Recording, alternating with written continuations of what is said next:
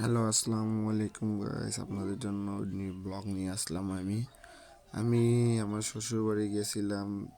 আজকে সকাল 7:30 বাজে। এত কুয়াশা এদিকে, মানে হিসাব ছাড়া, মানুষের দূর থেকে দেখা যাচ্ছে না। আপনারা দেখেন যে একটা মানুষ যদি আসবে, ওটা দেখা যাচ্ছে না, কিছু বোঝাই যাচ্ছে না। দূর থেকে ঘর বাড়ি কিছু বোঝা যাচ্ছে না, এত অন্ধকারের মতন আছে, কুয়াশাটা পড়ছে। আমি কুয়াশাটা এরকম আমি দেখি নাই। আমি আমার লাইফের প্রথমবারে তো কুয়াশা দেখছি। কেন, আমি গ্রামে আসা আমার খুব কম হয় আমার শ্বশুর বাড়িতে আমি মাঝে মধ্যে আসি, বছরে 2 বছর পর পর আমি শ্বশুর বাড়ি আসি ঘুরতে। তাই আজকে ভাবছিলাম যে শীতের সময় যে শ্বশুর বাড়িটা ঘুরে আসি। তাই আমার বউ কইলো, ঠিক আছে চলো তাহলে শীতের সময় আমার শ্বশুর বাড়ি ঘুরি।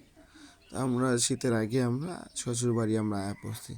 এই যে আমরা এখন শীত দেখতেছি, শীত যে পড়ছে, রাত্রে বেলা 2টা 3টা কম খেতা দিয়া ঘুমাইতে হইতেছে। এত শীত দেখছেন, বাইরে কত কুয়াশা, মানে কিছু দূরের জিনিস কিছু দেখা যাচ্ছে না, এত ঠান্ডা।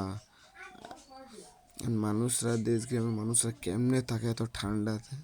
আমার তো 2 দিনের ঠান্ডা আমার সহ্য হইতেছে না, এত ঠান্ডা কেন?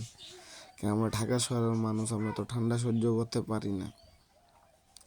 তা দেখতেছি, এরপরে দেখতে দেখতে আর ভালো লাগতেছিল না, ভাবছি তা একটু ছোট ছোট ব্লগ করে আনি, সকালে আপনাদের সবার দেখানোর